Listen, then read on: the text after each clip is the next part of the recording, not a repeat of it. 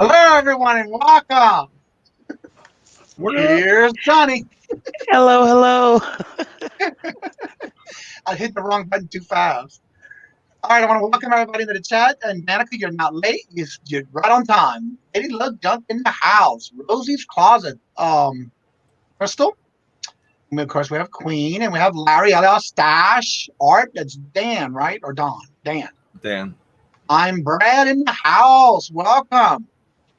And of course, today we have our guest. We have Queen Cleopatra. And of course, Nate, every day I'm hustling. What up? Hope everybody's having a great Monday. And yes, hello, everyone. Oh, my friend from New Orleans, Hillary. How you doing, girlfriend? Hi, Hillary. That's my BBF, my sister from another husband, another husband.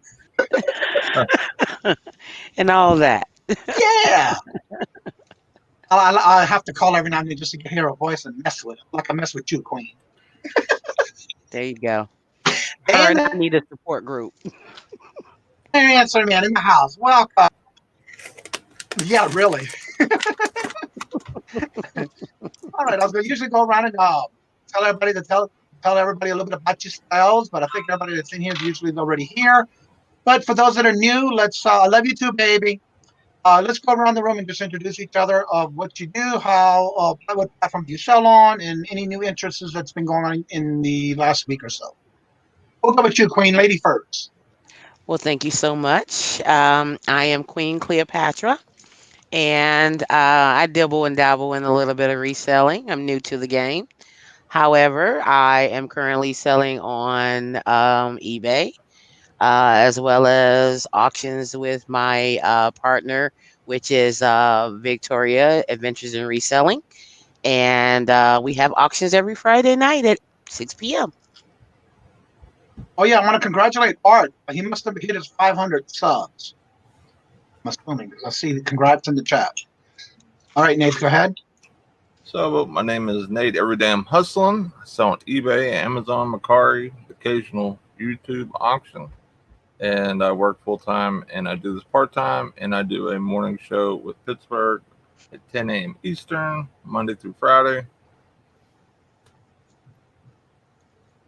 All right. I'm also going to be putting in the chat now. This is my link to my Etsy store, which I've been building up this week.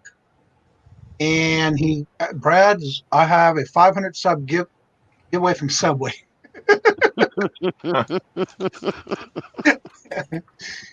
And of course, if y'all don't know yet, in fact, I'm working on some videos tomorrow to go on to the Cajun Roots Cooking Show, and there's the link for that one. And y'all more than welcome to put your links to your chats, your YouTube channels, any platform you sell on. You're more than welcome to put that in as well. And for me, all my links are in the description bar below. And if anyone's looking to want to advertise your channel and spread the word, you can go ahead and reach out to me. I have all my information in the description box where you can either email me, Instagram, or Facebook message me.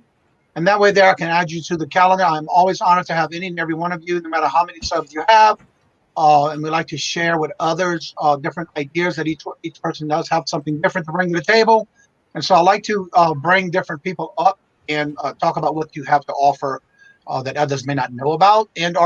Again, everybody has their ways of doing things, but then again, somebody may pick up on something that they find that may be easier for them. Also want to welcome Anthony Pittsburgh in the house. Let's see, did I miss anyone yet? Unique Bonnie. She is going to be on my show this week as well. Wednesday, she's going to be my guest. So y'all need to come out and check her out. Fitting in the house. What's up, bro? Let's see. I want to say she's going to be on Wednesday. Hi, Felton. Yes. She'll be my guest on Wednesday. How you doing, Felton? Not working too hard, are you? Okay, today we're going to talk a little bit about some different little subjects that I know that people have been having questions about. I want to welcome Frank Halls in the chat. Welcome in the house. If you have any questions, please put them in the chat by putting @Cajun Root. That way I can see it because it will bring out an orange coating to me to let me know that someone has a question, whether it's for one or all of us, and we'll be glad to answer it for you. The thing I want to start off with is for those who are thinking about or is wanting to get into buying storage units or auction items of storage units. We're gonna have a little touch on that today, and then of course we'll just take it as it goes, no matter which way the directions go. But let's make sure we keep it positive. But you are welcome to put your links to your channels in the chat, and also go ahead and put your links to either platform that you may sell on that you would like everybody to come and check out your store. You never know who's lurking and wanting to buy something to help support someone. And Nate, the biggest thing that everybody's having questions about and not sure of, and I know you and Anthony had just recently started buying auction units. Touch bases on the good and the bad when it comes to that kind of stuff. I think this is what your first one you do. Yeah, that was the first one. We got 2 lockers together. Right. So go ahead and touch bases on that and let everybody know the basics of the good and the bad of that kind of thing. The good I would say would be buying bulk inventory that could be super amazing. I mean, you could have, a super gem, big dollar item that could be hidden in a small box. It could be in the back corner. It could be anything. The bad side of it, or the thing I should say that you really need to make sure you know how to do is really get rid of any and all type of inventory. Because when you're buying these lockers, you're getting so much random stuff. Some of it might be, half of it might be eBay inventory, or maybe it's all like flea market or Facebook Marketplace or yard sale type stuff. But, whenever you're doing these, costs can be up there, especially if you don't have the right equipment like we did. We didn't have a truck or whatever, so we had to go rent one and everything like that. So, getting the $1 here, $1 there, $5 here on a lot of different items can pay for that truck pretty quickly. So, getting situated, having the manpower, having the network to get rid of the items is so important. If you feel like you can't get rid of that type of stuff, then I would more or less get better at figuring out a network or a way to get rid of certain items that maybe you would have issues with. Like we're talking, people say they get mattresses in their thing. Some people buy them, some people just donate them, or furniture or stuff like that. So got to be able to have a strong network or a strong way of being able to get rid of stuff in the masses. Exactly. I know in my experience, I had been blessed to where when I did buy auctions back in New Orleans for those auction storage units, I happened to be lucky enough not to have anything with mattresses. Now, I did have a lot of furniture, but the best thing about something like that is also make sure you're ready to get rid of it somehow, some way, fast. And for me, I took and put them on Facebook Marketplace. And for me, it was either you come to the auction, you got to come by this date, pick it up, it's yours. Whatever the price you set on it or whatever it is, and just be ready to get it out of there, because that's the biggest stuff that you don't want on your pickup on your storage unit that you don't want to have to sit there, and you have to pick it up and get rid of it yourself. So I have a question on that. Does that mean that when you put it on your platforms, does that mean that you kept that unit and decided to rent that unit for however long that you needed it, or was it something that you got rid of immediately? How long does that, Well, for me, I basically, the storage units that I would buy from was somebody that I had my own personal storage unit for myself.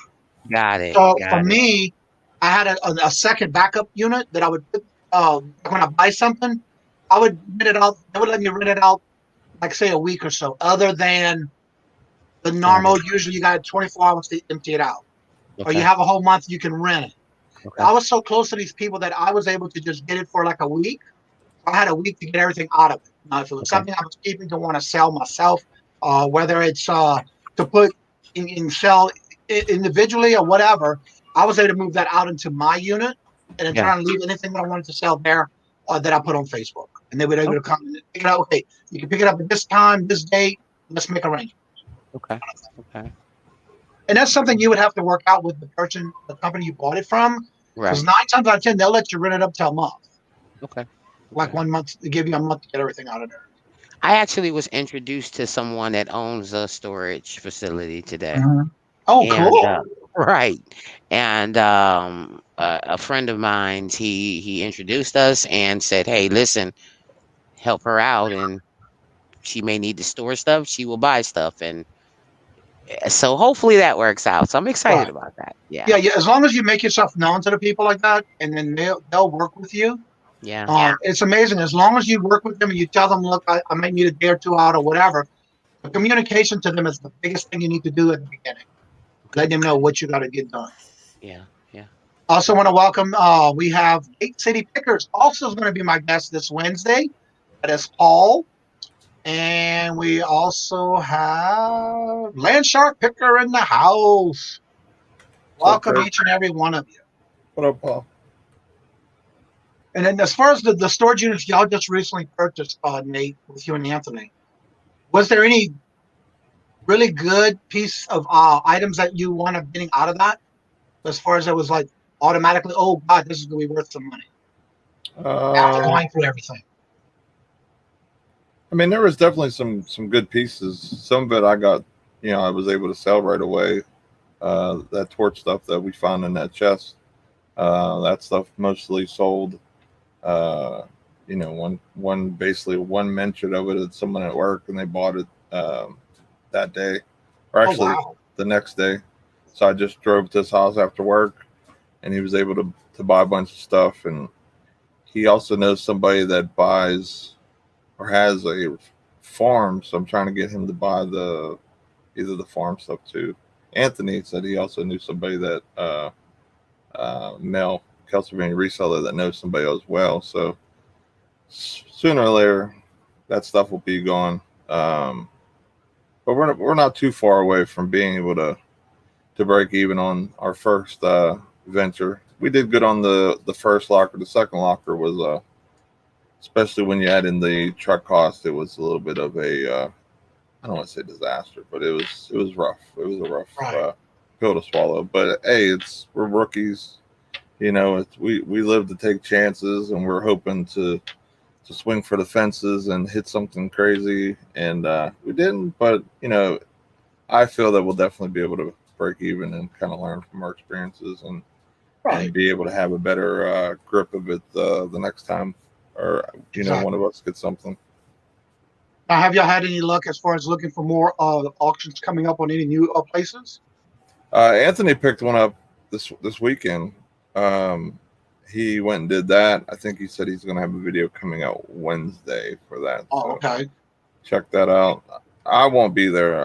I was I had some stuff going on, so I wasn't in that video. But I think him and his mom went out that way. So I think it was should his be. grandma. No, was his Yeah. mom? I think Grams, so. yeah, It was yeah, Grams. Was it Grams? I thought he yeah. said mom. I don't know. It says Either his way, mom. actually, it might have I been thought it was his both. grandma.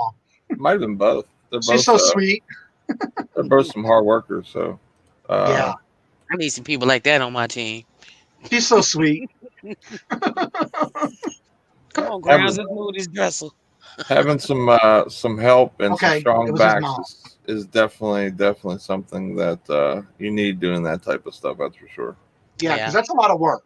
Oh yeah, I mean, just hauling the junk out if you get a big enough locker. I mean, like our first one was, I can't remember what size they were, but they're pretty decent size. They weren't I small think the by any first one stretch. was like a 10 by 20 or something like that, or 20 by 20.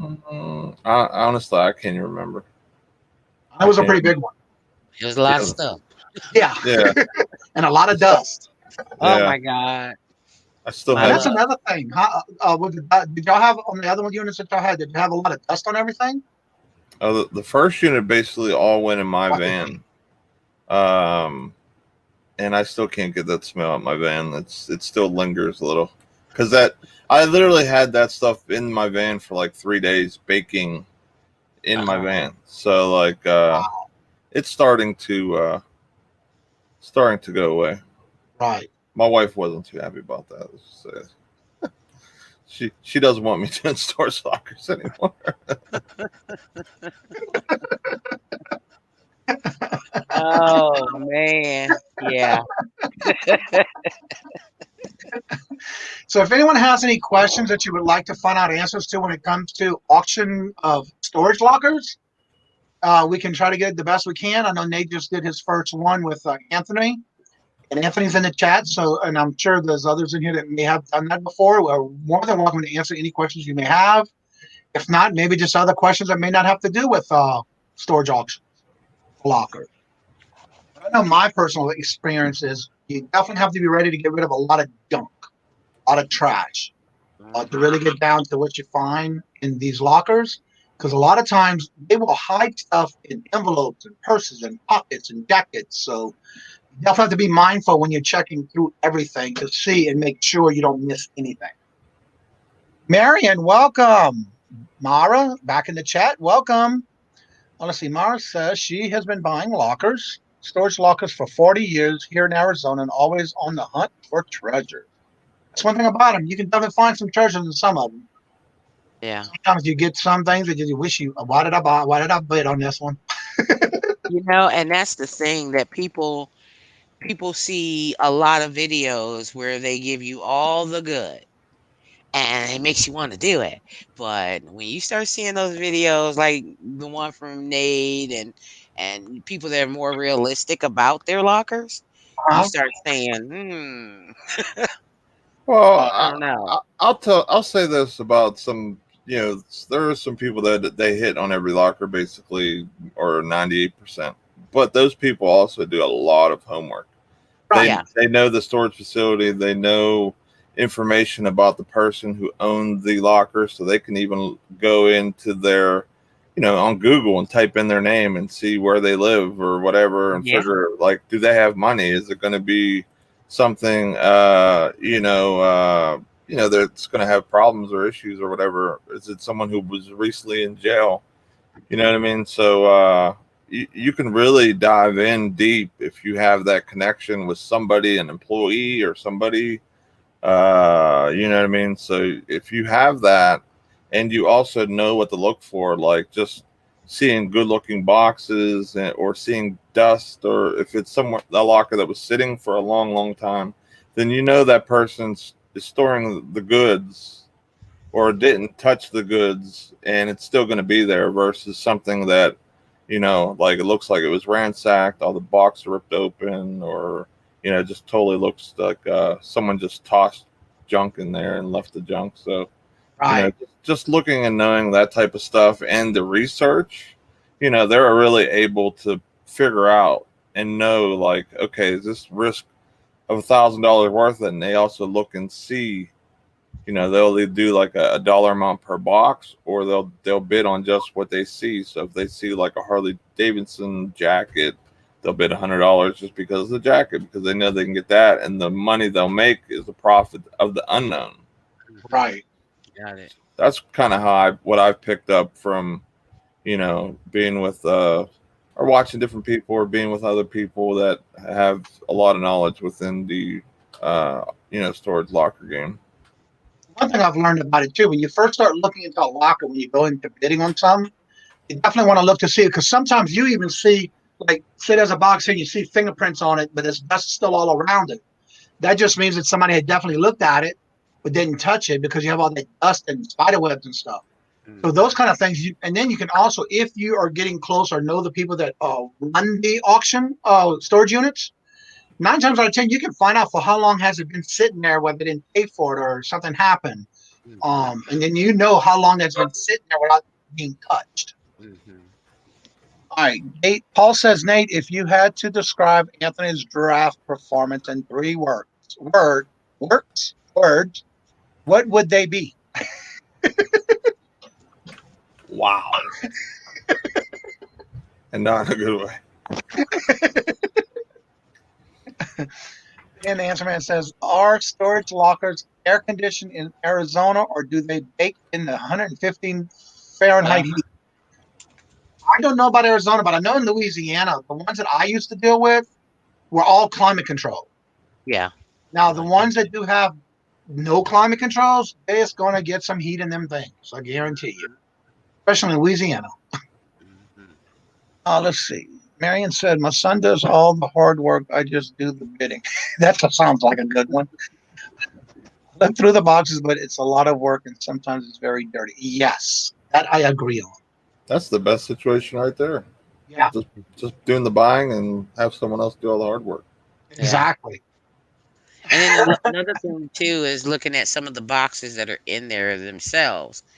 People that take the time to purchase boxes from a moving company or things like that. Those tend to be, Super better expensive. items because they spent the money on packing up the stuff. So, you know, it's just a little And, bit of things. and that's another thing too. A lot of times, if it's something that's going to be worth of value, you find a lot of crates with lids and locks, Mm, because they want to try to keep it away from the dust or the bugs or whatever. mm, yeah. I probably pass out after I see my first mouse. Yeah, I found a dead one in a drawer, and I threw it in the field and said my little prayer for him, and That was that first one y'all opened up. yeah, But what the hell's and all that? I thought a live one was in there at first. I like jumped back because I don't like spiders and rats and mice and all that fun No. stuff. So Right. once I seen one was gone, had its last breath, or whatever you want to say it, I wasn't too worried because I had gloves on and stuff. So I got rid of him. He was on my money. I had to get him out of there. That's right. Yeah, it was Mhm. pretty fun when y'all did that. Can you imagine if you put something in your car and then something just.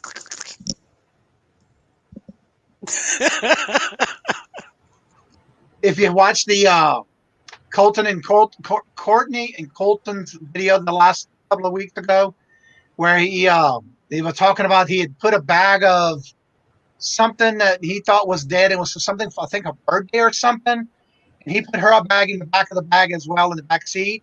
And she grabbed the wrong bag first. It was full of blood. Like, okay, it was awkward. Mhm. Bonnie said they did them 5 years ago. All right, Nate, when are you and Anthony going to have your next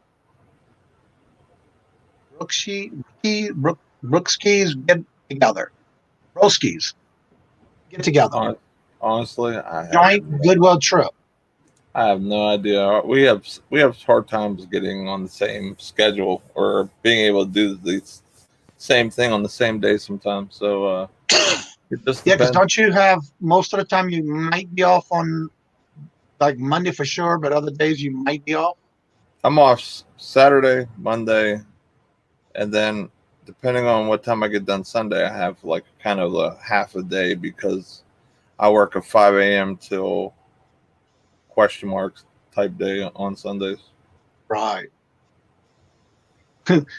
Bonnie says the worst one is when it was poopy poo poo unit. Doodle brown.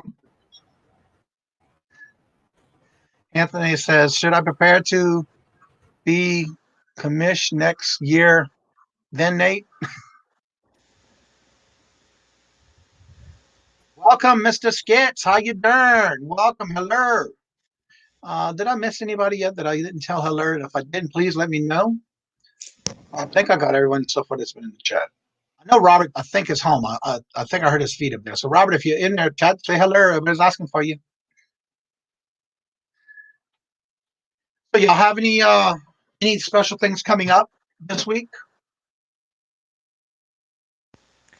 Just a couple of auctions. I got a pop up auction on Wednesday. I put the link in. It's Wednesday at 2 o'clock, and that's 2 o'clock Eastern. And it's of course, Friday, 6 p.m. Eastern. And just kind of getting some things going on, and you know, Taking names, huh, girl? trying to, you Taking know. taking names. Hey, listen. Hey, Robert. They just finished dinner. Nate froze.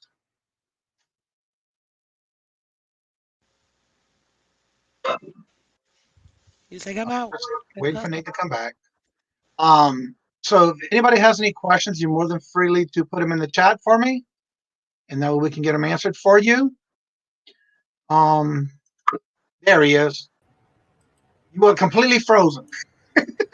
I don't know if my son pulled the router out or modem, or I'm guessing my router, because I was able to go straight to the Xfinity box. Wow. So you have anything special going on this week that you have planned for? This week, honestly, I have no idea what's going on with me for the next couple of days.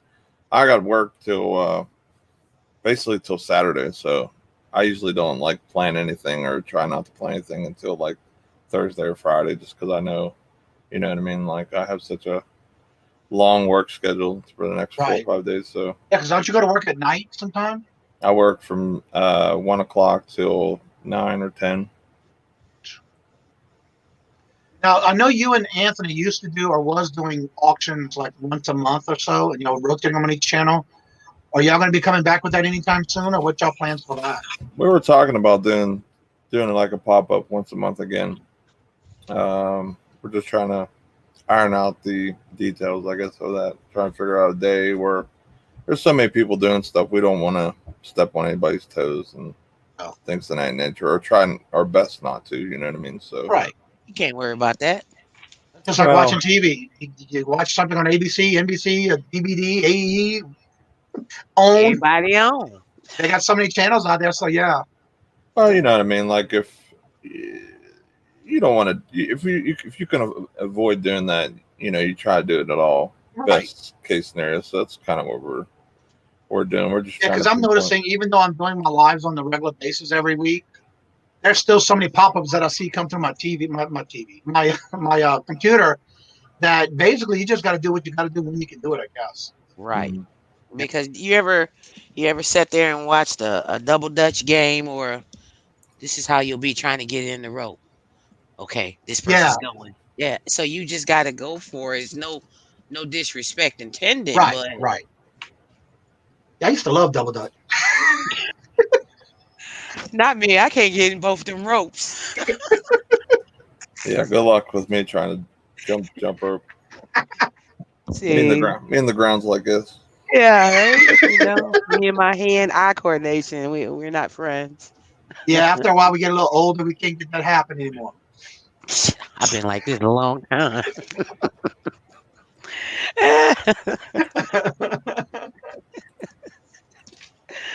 Oh man. So everyone in the chat, don't forget you can also put your links to your YouTube channels in the chat. If you do content, you're more than welcome to put your link to your YouTube channel in the chat. And also, if you want to share any platforms you may sell on, you're more than welcome to do that as well. I am also in the works right now where I have been working on and still working on every day, getting my listings up on my eBay store. And as of this past 2 weeks, I've been working on building up my Etsy store. So here's my link to the Etsy store, and you will see what she's showing. Hold on, girl. Show it back again. No. Oh, Jesus. What is that, a locket? I am your father. I am your father. Oh, I need some lotion. Take me off big.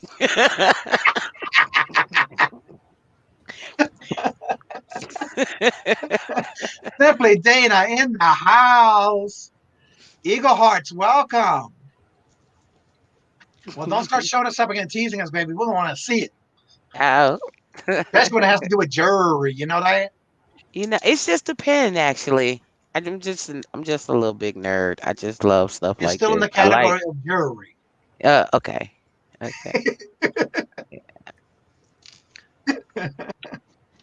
And let's see here. Go ahead. I'm sorry. I'm just checking to make sure I didn't miss anybody in the chat. No, I'm just saying maybe I'll auction him off one day, but then I'll be brokenhearted. Poor little star. So has there been anything recently as far as Debbie does sales in the chat? Welcome, Debbie. Like any other places other than are y'all doing any kind of sourcing online as far as any private auctions or anything like that online on pallets and stuff, Nate? I haven't really been buying from any auctions. I've been usually, buying cards and stuff like that on eBay. Speaking of cards, how's that going with y'all? With all them cards y'all bought? Fantastic for me. I have to get some stuff graded. I have a couple cards that I bought like 2 months ago that went combined. They were $500 combined price for two cards, and now they're up to $740. One sold at auction for. One of them sold for. So I mean, I went from a $500 investment to $1,400, almost 15 in 2 months. So Now, I haven't sold him yet because I believe he's a generational talent. So his prices are going to keep soaring.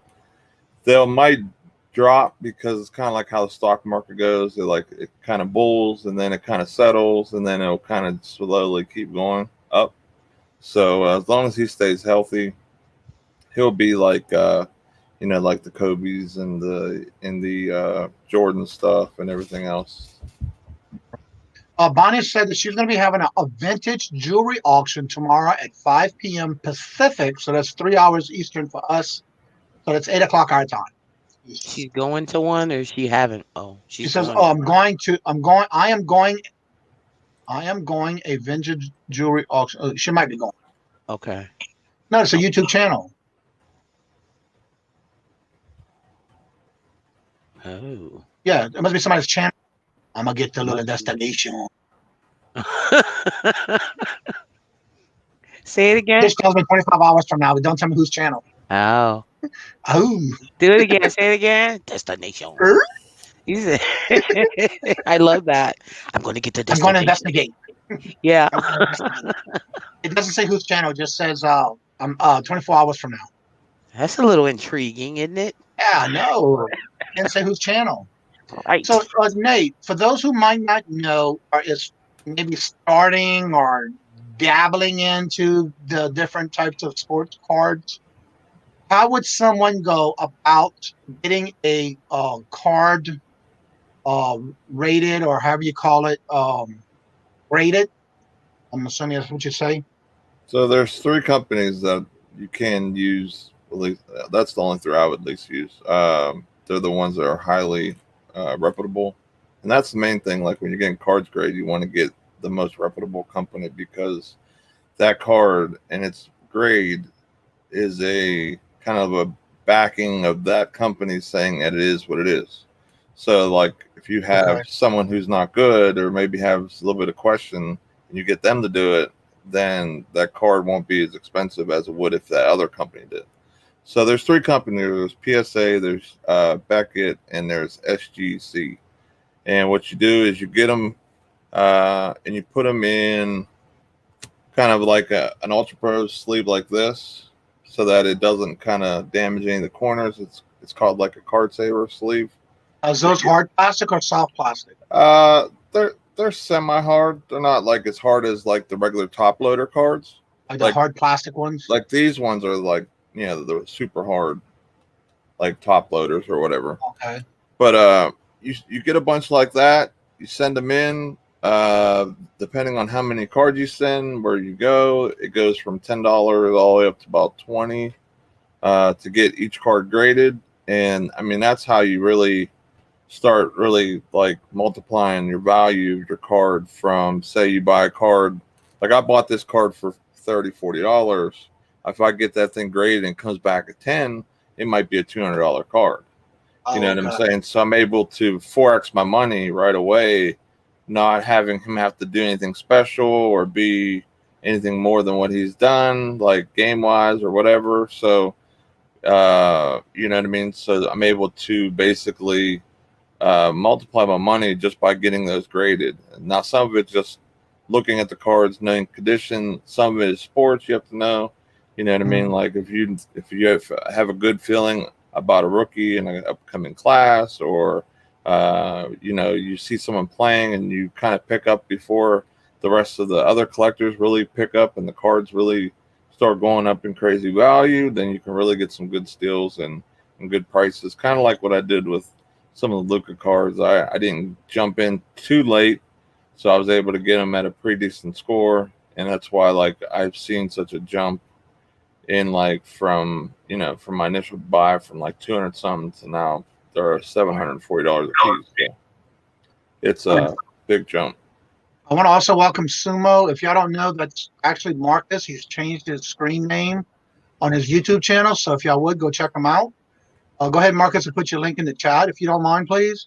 And Bonnie's link, I just put it again in the chat, the unique store. That's Bonnie.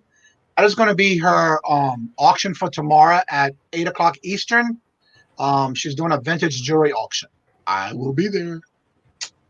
Now, when you start deciding to get these cards and you want to get them, I call it appraised, but the value of it or grade it, how does the price that you pay for it being graded is determined? How's that determined? Basically, it's just by like anything else, like on demand. A lot of stuff that you see that I buy, or maybe a lot of people that put up, they put them up for auction. So it's actually what the market's calling for on eBay for that card. So it's basically like you can look at comps just like you do for other stuff. Looking at auctions, it could have been maybe someone did bad. Well, they had it stop at 2 o'clock in the morning, or it was a bad day, or maybe the player is slumping.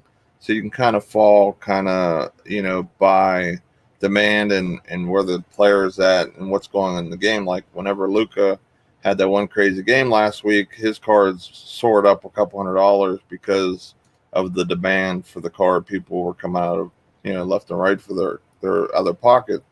The card I have is a PSA, and then the other one's a Beckett 9. So they're both 9s. If I had 10s of that card, those cards are currently selling for around $2,000.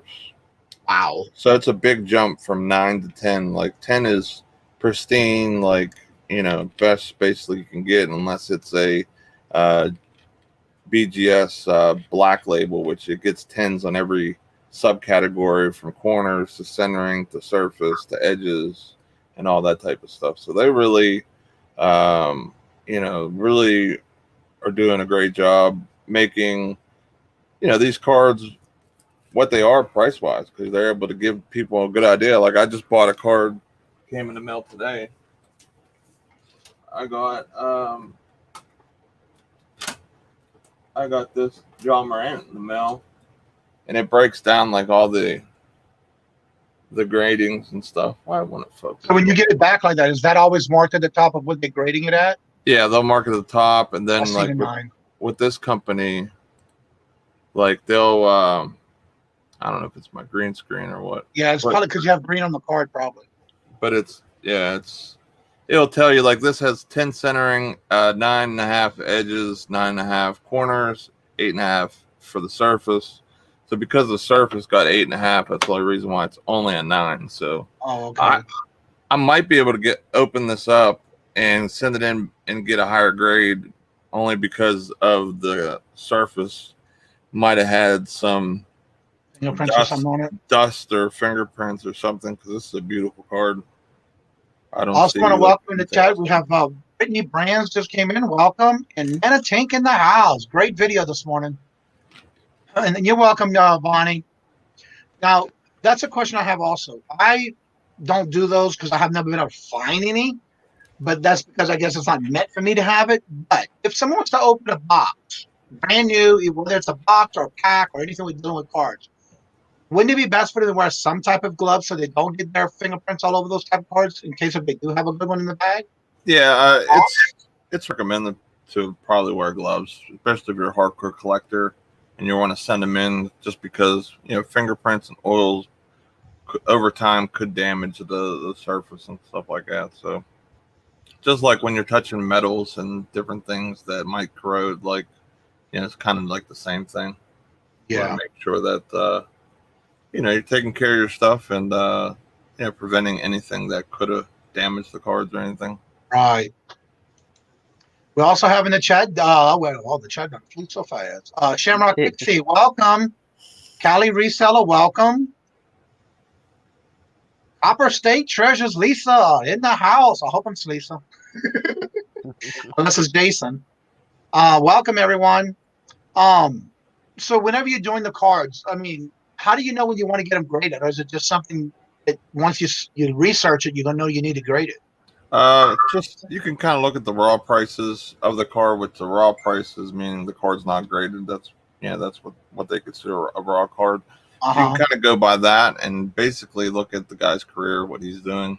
If he looks like he's going to be an all-star, after his first year or during his first year or rookie of the year or anything like that, where he's going to be a star, then you probably want to get his card graded. You want to get the most popular set of that card. Like the one I got is Prism, which Prism is the hottest set for basketball. The Right. prices, like there's base LeBron James cards, and he's been in the league for 17 years or so, and they're going for over $100 just for his base card, not anything super flashy or refractor or anything like Right. that. So it's really amazing to see his prices soar on base cards, which we all get in packs over and over and over. So Right. And especially when they're on the shelves, and they're flying out the store. Also, want to remind everyone, tomorrow we do have bingo at 5 o'clock. And tomorrow it's going to be on Larry's channel, so don't forget. We do rotate between Victoria Adventures and Reselling, myself and Larry, LL Stash. We do rotate, so this week will be tomorrow at 5 o'clock p.m. Eastern on Larry's channel. So if you're not subscribed, go check it out. Make sure you subscribe so you can use to win. It's free to play, and you win prizes every time you do win bingo. Let's see. I'm trying to make sure I catch everybody's comments because this chat's flying by. I love it when it happens that way. So is there anything you would, well, let me back up a bit. On any of the ones that you did purchase so far, to the packs you bought or anything like that, what was the biggest and the best one that came out of all what you bought? I did that I bought. Probably those Luka cards I was talking about. Either that or the Giannis rookie card, which are hard to find. So those are like the gem cards of my collection. Those Zions, Jaws, they're all up there. I have a lot of Zions and a lot of Jaws. Yeah. Thank you, Lisa. I know I've been watching. I know a lot of times I'm working and lurking when I'm hearing like all y'all with the different channels and in your lives. And that's how I'm learning on some of the things that I hear from everybody's different channels when I'm listening and working at the same time. And then sometimes I get caught on like, wait, what was that he said? So I have to come back and rewind a little bit just to hear what you say sometimes, because y'all really do talk about it. And I know some people might not be able to catch your channel every time when you're live. So that's why I wanted to kind of bring that up today. Kind of touch bases on it between that and the storage lockers, because I know you and Anthony recently had done that. And of course with Queen Cleopatra, we're going to shine her up a little bit here with the auctions that she does every week with Queen Cleopatra and Adventures in Reselling Victoria. If y'all didn't know already, they do it every Friday at 6 p.m. Eastern, and they also go on for about 2 hours or so, depending on what's going on. If the chat's wanting more, they keep on going until they can't go no more. So don't forget to go check that out. Yes. So how things been going for you, Queen, as far as lately with your sourcing in your area? Actually, things have been really good. I can't complain about the sourcing in our area, which is surprising. Tell us about it.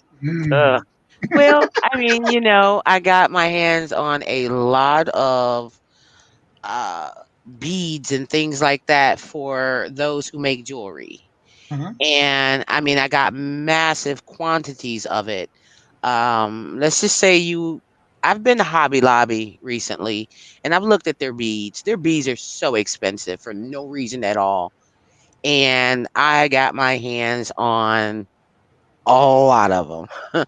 I would say if a jewelry maker went and bought all of the beads that I have, they probably have spent about $3,000 to $4,000 on just beads and rocks and wire and everything. I know when I got married, I went to Hobby Lobby and those places to get things that I wanted. I had in mind what I wanted for like our glasses for all those that served in the wedding. And that stuff was not cheap. Yeah. That was 10 years ago. Yeah. Well, they're just crazy now.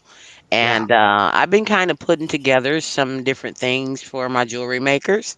That way they don't have to buy jewelry all the time and try to pop out the stones. I've also kind of acclimated some natural rocks. What do you call them? Blood rocks, bloodstones, into the jars. Things like that where they have a lot of loose charms rocks, stones, things like that.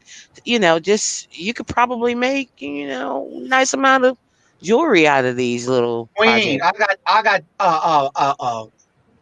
told the correct of my answer, child. I forgot. It only was 4.5 years ago, not 10 years. Oh, oh, excuse us. Oh, he corrected me big time. And I didn't realize I said 10 years, and it is only 4.5 years You ago. did. He's watching. He's watching. Yeah, yeah, yeah. I was just not gonna say nothing. I was just thinking he was going to catch it or not. You know what I'm saying? Right. See, you was He was testing watching. him. Yeah, You was he was testing him. listening. Good job, Robert. Good job. So that's basically it. I found some really nice pieces. Some things that I found that I really don't even want to touch it. You know, like I'm scared. I'm nervous Yeah, I because feel it the is blush. so valuable that I just had to put it in a cute little box and Yeah. just put it in the safe.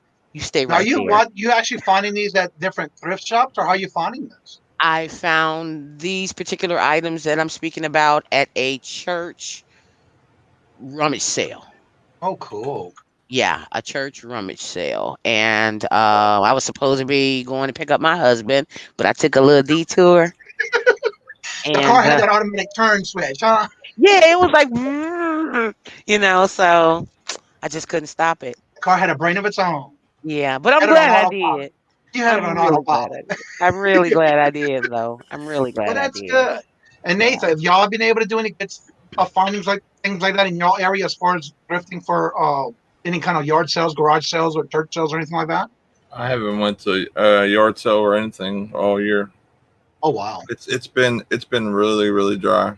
Like I mean, there's a one here and there, but Yeah. nothing where I'm able to hit 30 yard sales. Like there's something in my area next Saturday, so there's a big, and it's in a really nice neighborhood too. So I'll Wow. be going to that. That's for sure. It'll be definitely worth it. I've scored big time going to those because they usually have a lot of money and they just throw away really really nice stuff that's never worn, or Right. a lot of video game type stuff and systems, and I Yeah, I mean think it a was lot of last month. Yeah, collectibles. Rob and I went to that one garage. Said it was 20 plus houses in this neighborhood, and it was amazing to see how many items that people had that was still brand new with tags. It was Hmm. amazing. People buy stuff and then never wear it. Exactly. Yeah. Now, on for both this question's for both of y'all, and I know for myself, it's very easy for me to answer that one. In your area, do y'all have, or have y'all been able to go to any type of Goodwills or thrift shops, or even any of the or Goodwill bins in your area? The Goodwills have gotten to the part where like it's not even worth me going to anymore. They've gotten so smart in mine, or people were just hawking them more than I'm able to get to them. And the only thing I can maybe get is some clothing, and it's nothing like worth going and looking for 20 minutes or an hour. I try to really be strict on stuff that I spend time doing. Like if I was a full-time reseller and I had the time, then I wouldn't mind going and giving it a shot and grinding it out, and just going out. Like people say, you have to go up to bat to get a hit. You know what I mean? So I would do that more if I was able to have more time, but I'm able to do different things to kind of be able to, guarantee a better chance for me to score. And that's usually why I like the Amazon stuff. Yeah. I'm able to score and get, I can go to one store and get 500 different pieces sometimes, or, or I can find one good item and then go to the rest of the chains and just scoop them all up. So it just depends on how things are, what's going on in the area. It just seems like this year, I don't know if people either didn't want to advertise as much because of the whole COVID thing. They didn't want a big, super amount of people at their house, or what's going on, but there wasn't too much in the thing of community sales. And I mean, usually those are the things that really drive my eBay stores. It's going to those and hitting 50, 60 houses in a real quick period, like where their whole block is basically, shut down for yard sales. Yeah, Right. they're there in the street and just it's just a real good times. But they haven't had too much of that. So and um the Goodwills have been so bad. There isn't too much of the like mom and pop like Goodwills or like thrift stores to go to. So it's been a little struggle for the eBay inventory, but soon as I get some cards graded and stuff like that, that's what will probably be more or less in my store more often than none anymore. Right. I want to welcome Nikki T in the house. Welcome, Nikki. Hey, And what Nikki. about you, What up? Queen, on that same question? Well, garage sales are far in between here. And I've been all over our city, across the water, back, whatever. And they're just far in between when, like you say, it used to be a point where I could find 30, maybe 40 of them in a day between Friday and Saturday. And that's why I stopped so abruptly, like I did when I saw the church rummage sale, because I was like, oh my God, is that what I think I saw? You know? And as far as Goodwill, eh, you know, I kind of find myself kind of making items or putting items together in order to make a lot or to make something that someone would want to be or would be interested in. They're really expensive. So that is another thing that leads me into thinking about lockers, because I'm finding that the prices that I'm spending on sourcing at Goodwill and things like that, I should just put it into a locker and get a massive amount of stuff at one time. So it's Right. kind of a toss up. And Goodwill has really the mom and pop thrift stores. I found one, and it was the best one. I loved it. Everything in there was on sale, but they didn't have a whole lot. But I enjoyed it nonetheless. So yeah, Goodwill has really pushed them out, and I think they're on to us Yeah. as far as reselling. They're onto us. Their prices are really high when they know they've got something decent. Oh Yeah. my Oh, yeah. god. Yeah. So Goodwill makes like I've seen stuff higher than eBay at Goodwill. Yeah. me I'm too. like, what are they doing? Like, Yeah. it was a pair of like it wasn't even Jordans. There were like some like different pair of Nikes, and they look like they were literally worn once, or maybe they were even new. And I look at the price, and they're $75. I said, $75. Yep. I I saw said, that. these are on eBay for 45 or $50. Yeah. And Yeah. new in the box. Like, this is written on, and because they mark them all up with the marker, and Yeah. there's no box. And like I said, they might even be worn once, maybe twice, or they were brand new. So Yeah. you know, it, it's crazy. And I'm real picky about the stuff that I bring my family, my YouTube family. So they had a Tory Burch bag, and it was cute, but the handles were all. I can't even sell that. What? What? You want what for this? Oh, okay. Well, for me, I've been a good little boy because right now we are not going and have not going any of the Goodwills, or we have what's called Savers up here. Mhm. Because if we want to go to a Goodwill, we have to go to New Hampshire, or New down south of Massachusetts, and it's good 45 minutes to an hour away. So we really haven't had that time to go out there because again, I've been staying home a lot. Maybe once a month, I've been able to find a good estate sale, and that's where I've been finding a lot of my treasures lately.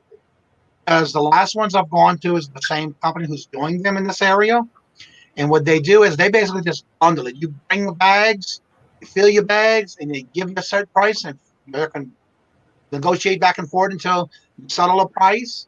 And I think that's been the best thing for me lately on these because I have not wanted to. It's bad enough that already the savers in our areas, their prices were pretty high. And depending on what demographics you go at, they were pretty higher than others.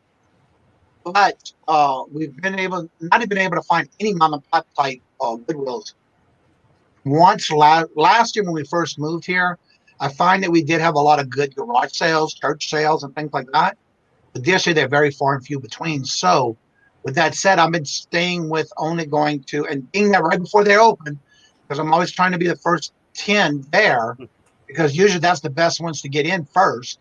And then Yeah. everybody scatters on what they want. And I like looking at the pictures online because then I'm already got in my mind where I want, what I want, and where to go look for it at. If I can't, I ask the guy, where is this at? Yeah. 9 times out of 10 they tell me, I'm going straight to it because I can go in a house in 30 minutes, I'm out. I don't know how big the house is because I'm only going in there for certain things. Yeah. And this last week, I went a week ago yesterday or Friday. I'll tell you one thing, it was the same thing. It was amazing. Let's see, who said that? Brittany. Let me go for Brittany's comment. But I don't ever go shopping at Goodwill. I haven't been in one of the since moving here. Anyway, yeah, I haven't. We've been to the bins once. That was when my sister, Robert's sisters came to visit us, and we went to the Goodwill bins that was in I think New Hampshire. I wouldn't please. I was more of watching what was on the sides in the cases. I didn't even want to go near all that madness in those bins. It's just not for me. I haven't been in so long. I mean, I went maybe some months back and ugh, just the digging and the pulling and the oh god, what? No. One thing I did notice we've been watching Tesla Pickers videos. His bins, they make you go. There's only like so many bins, and that's how many people that are allowed. And you go to one bin. You cannot go to another bin unless somebody's done with that bin. You can't go to another bin until then. You got Huh. one bag, and you can only put what you got to fit in that one bag. You leave and come back if you want to come back. So that doesn't seem too bad for what they got going on with his. If you think digging in the bins is nasty, storage lockers, Well, way worse. Well, you got to think about that. You can do and open up. You got more space you can move around in. Whereas in the bins, to me, that's too many people next to me. I don't like that. Yeah, being a bigger guy, I'm able to, kind of make room when necessary. Me and Pittsburgh, Yeah, but still, we're able I to just don't like all that fighting. keep a whole side of the bin basically protected. Right. And not only that, like I have the kids with me, so people are a little less rowdy by the kids and stuff too. So right. And do you bring the kids with you when you go there? yeah, usually when we go to the bins, I've always brought them. I usually bring them mostly everywhere, like when I go sourcing and stuff for the most part. The only places I wouldn't bring them would be to garage sales, just because it's a lot of in and out of the car. It's early in the morning. They're usually sleeping. They'll want to buy every toy they see, every coloring book, everything in that nature. So I wouldn't be able to make any type of money. So, right. But that's basically if anything else that I go to, I have the family with me. Right. Tina says that we have a place here that's privately owned. She has very reasonable prices, but really got to sift through the junk to get to find the treasure. Yeah, that's what I've seen also in the bins. All right, Anna says she loves the bins, although they only have been there twice. What I don't like about the bins is that they shut down the entire facility at 11 o'clock and make everyone leave. And then you have to come back later. Wait, 11 o'clock a.m. or p.m.? AM. Why? I do not know. What it lunch? is. I'm sorry? They go out to lunch? I mean, the whole facility? Come on. I mean, only one or two people got to go at once, right? I mean, yeah. But if you have a whole basket full of stuff, or maybe you don't, you're just getting on the roll. If it's 11 o'clock, they shut it down. You got to go and check out and get out of there. Oh, so you get to have what you have, and that's it. Yeah. Oh, okay. Wow. I wonder if that's one of the locations that maybe does like the shipping for the online or something. They have to start shipping, so they shut down, and all the workers are gonna do that, go to lunch, and then they're open up after the fact. Maybe so. I could think of, because I know that there's two locations near me that I think they ship online, or they do the online. It's either one or two, and I don't know if they do that, but that's the only thing that would make sense to me is they have to get stuff out before, for FedEx, because they ship FedEx mostly. Don't make excuses for them, Nate. Oh, do they have any signs on their doors letting you know that that's going to happen at that time? If it did, I didn't see it. Okay. I mean, let's just be honest here. I'm just curious because people would have a sign or something saying we close at this time for this reason or whatever. Yeah. Because with you being an open business like that, I don't understand why they would close at exactly 11 o'clock to make And everybody get see, out. and the thing is that I thought that maybe they needed to just switch the bins out, bring new bins in, but they're doing that the whole time you're in there. So if Exactly. you're in a bin and they want to change that bin out, They'll they'll be pull it like, from "That's you. y'all's bin." I heard the yelling, and then at one time we went, and that was never again. We never went back. Yes, they will yell at you, and it's like, But the interesting thing is God, how these people are waiting in line from the bins where the bins are going to come out at to the back door where they're going to come in at from. It's like, oh my yes, God, I've yeah, never seen such a thing. I told Robert, I said, y'all can go back if y'all want, but I ain't going back. yeah. I just, that's not, I don't know. I don't feel at ease with that. Plus, We I have mean, Goodwill outlets, 99 cents a pound. None of these blue bins we're talking about. Well, I know the ones we went to, they did have the blue bins, and I already sold all of it anyway. I bought some dress shirts that were still brand new in the bags with the pins and the cardboard in the bags and everything. Those were like, I think she charged me $250 a piece for those. And then there was a pedals for bicycles. They were still brand new, wrapped in its original wrapper. And I already sold all that, but that was all about a pound for 99 cents. So I don't know. Each place, I guess, is different because I hear and see how some of them videos come out with what they're doing at the ends.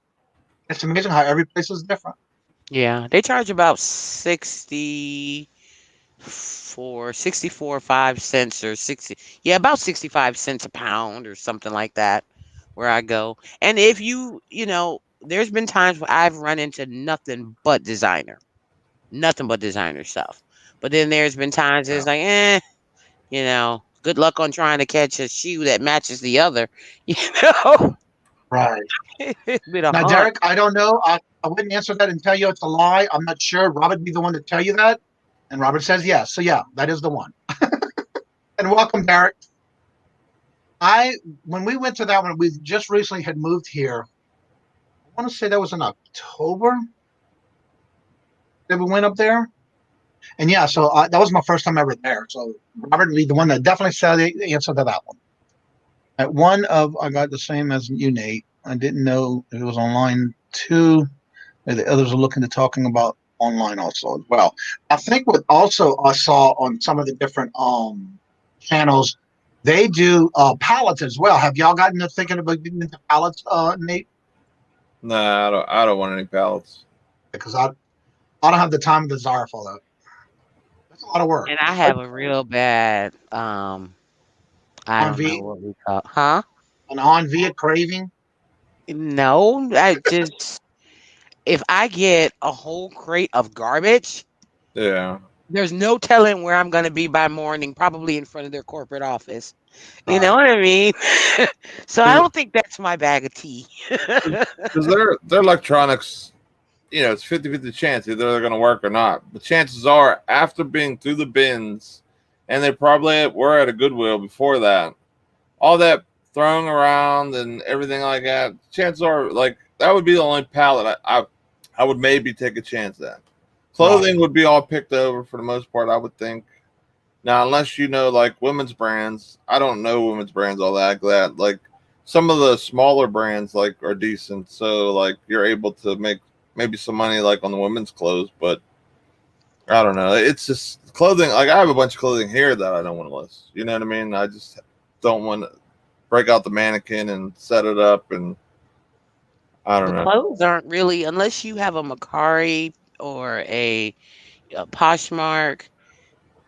I mean, I'm not saying that no clothes sell right now, but clothes are a hard sale for some, for the most part, because people don't have to go into the office. It seems like people are out and about and constantly going to work and changing. When I worked in the office, I mean, I bought a lot of clothes, but Right. now it's like Pink Floyd and some shorts, So I I don't was know. watching something on the news. I think it was the news this week or something that was on the TV thing where they were talking about when they go back to school and they're having to do this online training that they're gonna have to make it mandatory that they wear dress clothes and or other than house and slippers and pajamas Yeah, when doing these type of things at work now. they So got to do their hair and everything. Yeah, yeah, they're doing that in PA as well. Yeah, it was amazing. I want to welcome Tried Flippers. Welcome. I hope everything's going great for y'all. And Jen, and JRKR is in the house. Welcome. Told my wife, I says, I don't understand why they have to officially be like of course you want kids' clothes or whatever, right? You know what I mean? Because it's just a bad thing for them, the whole thing. But like, Right. you hear people joke around on YouTube, like I don't even got no pants on right now. Like you could do YouTube no pants on, like you could have just some raggedy shorts on and a nice shirt, But I think with everything being the way that they are, like some people are having a hard time with money and people out of work and a lot of stuff going on. I think used clothes will get an extra little bump because people will be a little more They have to be more conservative when they're on the line on their right. TV on the web. Right. They'll see a Nike shirt. It might be worn a few times. Okay, I'll buy that. It's you know what I mean, or it's a nice Or even with newer tags. Yeah. yeah, or something with new tags that we found at Goodwill. Okay, well I can buy that for half the cost that on eBay versus going to the store and going through the COVID stuff with the masks and everything else. Right. So I don't know. Well, I think it's going to be basically with the clothes like try to flip this. I don't know which one's on there, so that's why I keep saying the name. I know for me, I still sell clothing, but not as much as I had before this started. So for me, I'm still going to continuously put my clothing on my eBay store because I am still selling pieces here and there. And the interesting thing is, I'm still selling toys and action figures and different things that I'm like, okay, I'm gonna sell it. If they want to buy it, I'm gonna sell it. Wait till Yeah. Christmas. Exactly. And that's why I'm trying to get my store up before. It's going to be insane. Yeah. The stores are not going to have inventory like normal Christmases. Well, look right now. You go to the stores, you can barely find anything, especially in the food department. Every time you go in there, there's hardly any soup or pasta or rice or beans. You basically, and then lucky you might find some canned goods, and I don't use canned goods, so I And go to it's the funny. freezer section. And I use a lot of Old Bay, and it's hard for me to find Old Bay. So that means somebody at home cooking with all my Old Bay. Or they put it on all on Amazon. It's like $30 I for mean, Yeah, 8 ounce. I'm sorry, maybe but I'm not going to Amazon and buying no groceries when I know I can me get it cheap. either. I'm not I'm doing it. sorry. But you got people that don't want to go to the stores, and that's what they do. So Yeah. yeah, I it's brought a more little of the thing of Old Bay, convenience. like $3. It was like a little cute I little still got a container. can of Obey I had started with last year. I haven't even finished. Ugh, I'm just well, giving my Tony Sasheries, and I'm fine. You can you get know, you it's can get funny. you get 1.4 pounds of Old Bay for $12 right now. Right, see? Maybe I'm in the wrong biz. I need to start selling seasons. Bay, all them bottles of Old Bay, bring them in here. We about to sell them on Amazon. He walked out, was like, man, please. And walked out and left. It's for dinner for the next night. You know? Hey, he's not a team player. You got to train him, I girl. I I've been excited. She'd have ran down here with those things. She likes make to sure make me She's that money going like to I do. get you some, Queen. look, I know you didn't bring this Obey in here for real. I'm not selling the Obey. Bless Let's you. see it. Let's He's see a it. team player. Look at that. He's a team player. Look, when I found it, this is what I did. Now Miss that's Debbie, what I don't think she needs any more Obey. she got. No, I do. We use a lot of Obey. She got. She got 3 months of Old Bay right there. That's Yeah. not 3 months. Trust me.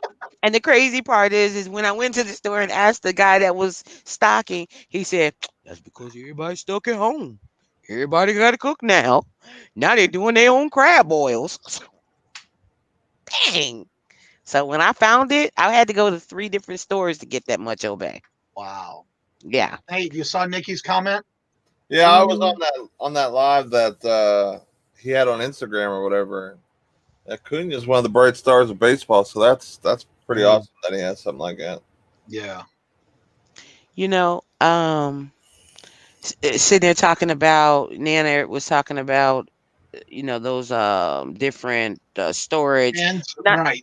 not the bins so much as but like the Well, the the the, pallets. the pallets. Yeah. You know, one thing you'll learn is that yes, you may get a manifest, But that doesn't guarantee that what's on that manifest is in that crate. Exactly. Know that. Or if it's going to be good, like condition wise, like it's always like Right. it could be smashed, it could be whatever. Right. Right. I For what mean, we Nana's asking, though, definitely you can look at the top of it, but the way they have it saran wrapped or wrapped the way they have it, you're not going to be able to see anything past what's on top.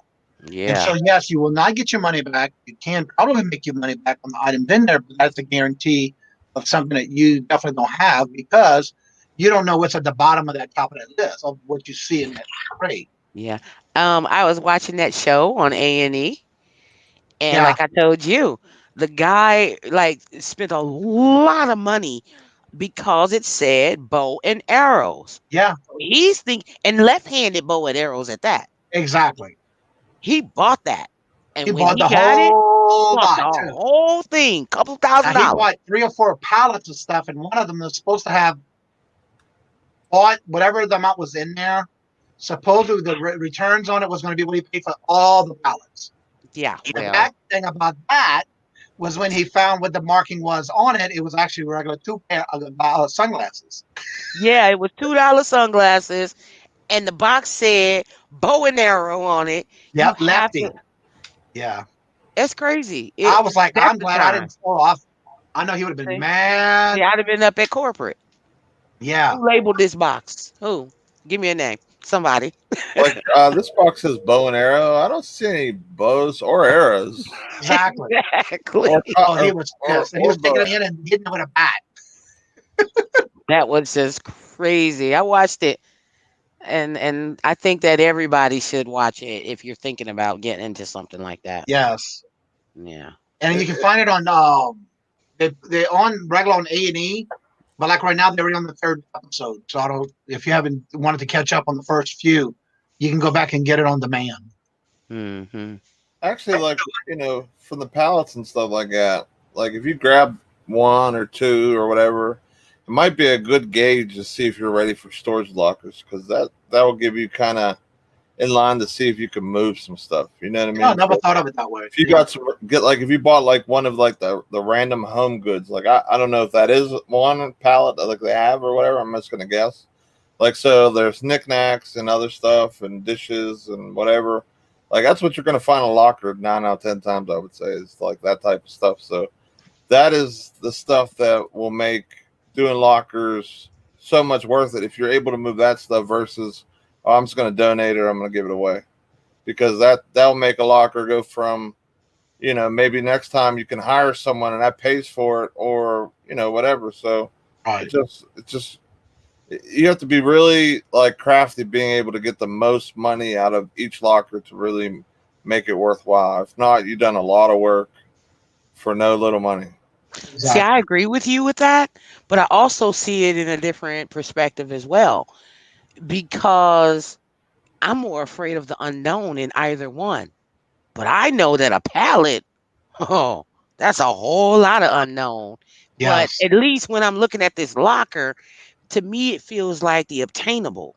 Does it make sense? Yeah. There's boxes, there's crates. There's got to be something in here. It may not be all high dollar stuff. I get that that may not happen. But at least, I don't know. The I way don't Well, know. the way the I look unknown is what's the worst thing in any situation. But at least you know it, like Nate was saying, if you want to get into doing storage lockers, the way to do that is to definitely maybe start with those pallets. And now if you can start moving those, then you know you can be ready for the storage units because of the fact that there is even more that you will be dealing with and see how fast you sell it or sit on it. And that's why I was saying I see it from a different perspective because I know Cleopatra. Right. Cleopatra gonna leave that pallet stuff in the garage. And I'm gonna come back a week later. I'm gonna go and I'm gonna sit down and I'm gonna look in the garage and I might smoke on it and look at it. Then I'm going back in the house because it's hot. You see what I mean? I But know. at I a understand what you're garage, saying. at a storage, I have a time constrict. I gotta get it out of here. They're gonna take my $100 if I don't, plus charge me more. I'm more subject to get moving because I have a, you know what I mean? So Right. maybe that's what it is for me. But yeah, because I need my my way money back. my way of looking at it is this too. Like you're getting all pretty clean, decent inventory. Yeah. But you're getting a lot of decent stuff, or it could be good stuff. So it's kind of similar. I would say, Yeah. a little easier from the start because, like I said, it's cleaner. Should be like store ready, eBay ready, where it's clean. Should be. Yeah. And Yeah. maybe I'm sure some of the clothing will need to get washed. I'm sure, but either situation. But like from an overall standpoint, you're not having 10 years of dust and animals, and who That's who true. Oh, who and why versus a pallet that's been processed once, twice, three times, or even maybe it is one time, because there are some places that have an overabundance of just inventory that maybe it did get processed, maybe it's just what it is, and they're just trying to get rid of it because there was so much during that pandemic at the beginning. Right. Well, I'm going to say this on that note. Anything you do as far as if it's storage auctions, storage lockers, or pallets, if you decide you want to go into one of those, you need to weigh the pros and cons on both of them. Because if you're not willing to do the time and the sweat to get those flipped, whether it is on the pallets or whether it's on the auctions, the best thing to do is do your research. Are you able to do that? And if you have the manpower or help to help you through it, to see if you can do that, then before you say, I'm going to do it, because if you do, you definitely want to weigh those out because you're going to regret it if you don't. Right. yeah. You want to make sure Yes. you want to look at your costs too. Like if you don't have a truck, already add in a truck. Unless you're buying a small unit and it's close, then you could do multiple trucks or van loads or whatever. But like have in mind, like almost like worst case scenario. Like, okay, I buy this locker. It's a 10 by 15. I need a truck. I need this. I need that. And then picture that in your mind, what that cost is, plus what you're paying for the locker. Can I make money? Is this worth me taking a day and a half, 2 days, or maybe less if I have help to clear this? You know what I mean? And then, like I said, always that networking and figuring out how to sell the knickknack and the not super desirable eBay stuff, because very rarely I would say is you'd open up a locker and you find a reseller's paradise of all new in box items or barely used clothes or whatever. You're gonna find the dirt, the grime, but you will find some gold and diamonds and all that fun stuff too. So, and that just goes back to saying, whenever you're doing that, if you decide to do a storage locker, don't forget to check everything from pockets to purses to the envelopes and bags and you name it, shoes. You never know what they hide in books. Because trust me, you don't know how somebody's thinking on what they're going to do when they to get that stuff in. It may be somebody that passed away or somebody that left to go out of country, never paid their unit. You never know what the whole story is unless you do know the story. But 9 times out of 10, you're going to find a lot of stuff if you don't do your due diligence and check every piece of item that comes out of that locker. Yeah. Yeah. Yes, you can find a lot of jewelry and a lot of gold and all monies and all that. You see it on all the channels. But definitely make sure you do your work. Make sure you do the paperwork. Write the do's and don'ts and goods and bads and cost and can you afford it and you have a place to put it after and that kind of stuff. How fast can you keep it or can you sell it? I think a lot of times when you go look at these lockers and stuff, it's someone going into a home or whatever, and they kind of just throw all the stuff in there.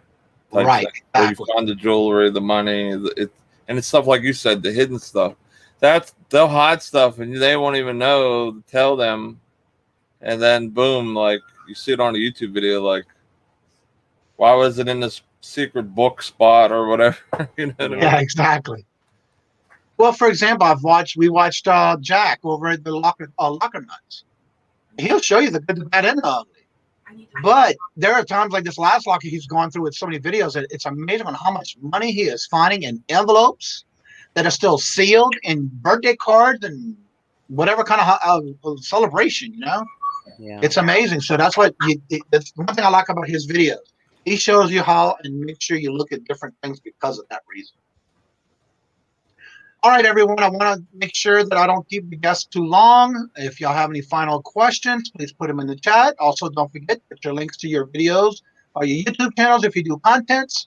That way everybody can have the chance to go and subscribe to you.